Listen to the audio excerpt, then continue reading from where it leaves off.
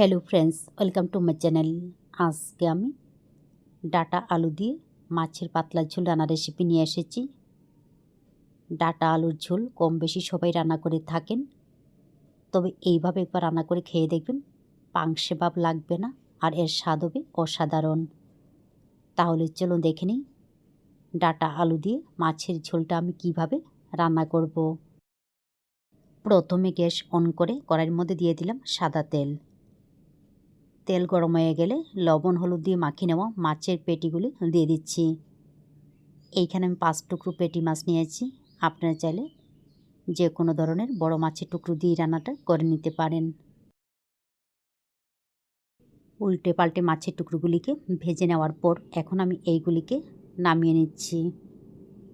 মাছ ভাজা তেলের মধ্যে লম্বা করে কেটে নেওয়া 2টা আলু দিয়ে ভেজে নিতে হবে। আলুর পরিমাণটা আপনারা চাইলে কম বেশি বাড়ি কমে নিতে পারেন। তো আলুগুলির কালারটা চেঞ্জ হয়ে গেলে এবারে এর মধ্যে দিয়ে দেব লম্বা করে কেটে নেওয়া ডাটা, বা অনেকে কাঠুয়ার ডাটা বলে চেনেন।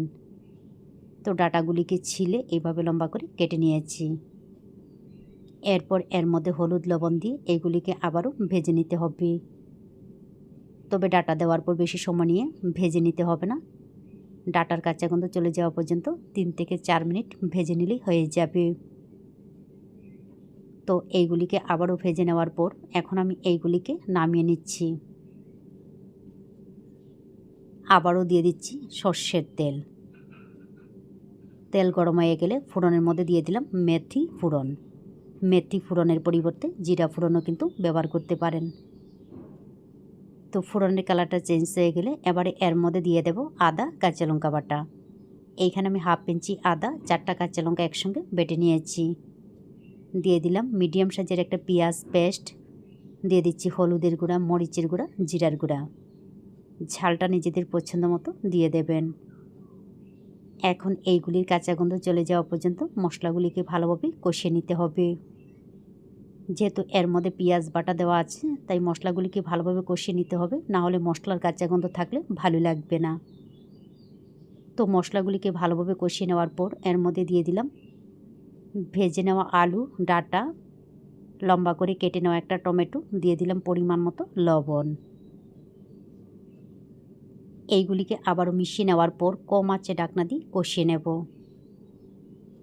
তো 6 থেকে 7 মিনিট একদম কম আঁচে ঢাকনা দিয়ে কষিয়ে নেওয়ার পর আবার একটু নাড়াচাড়া করে মিশিয়ে নিয়ে এর মধ্যে দিয়ে দেব জল। এইখানে আমি গরম জল ব্যবহার করলাম। গরম জল ব্যবহার করলে পাংশে ভাব লাগবে না, তবে জলের পরিমাণটা আপনাদের পছন্দ মতো ব্যবহার করতে পারেন। এইগুলিকে মিশিয়ে নেওয়ার পর ঝোলটা ফোটা পর্যন্ত অপেক্ষা করতে হবে। ঝোলটা যখন টকবক করে ফুটে উঠবে এবারে এর মধ্যে দিয়ে দিলাম ভেজে নেওয়া মাছের পেটি, দিয়ে দিলাম আস্ত 2টা কাঁচা লঙ্কা। এইগুলিকে হালকাভাবে মিশিয়ে নিয়ে আবারও কম আঁচে ঢাকনা দিয়ে রান্না করব। আবারও কম আঁচে ঢাকনা দিয়ে কিছুক্ষণ রান্না করে নেওয়ার পর সবজিগুলি ভালোভাবে সিদ্ধ হয়ে গেছে।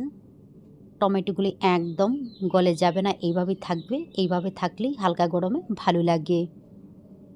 ধনিয়া পাতা পছন্দ করলে এই সময়ের মধ্যে ধনিয়া পাতা কুচিও কিন্তু ব্যবহার করতে পারেন। এইভাবে আলু ডাটা দিয়ে মাছের পাতলা ঝোল রান্না করে গরমের দুপুরে খেয়ে দেখবেন ভালো লাগে। ভালো লাগলে অবশ্যই লাইক, শেয়ার এবং সাবস্ক্রাইব করবেন। আপনারা ভালো থাকবেন, সুস্থ থাকবেন আর আমার নিত্য নতুন ভিডিও দেখবেন।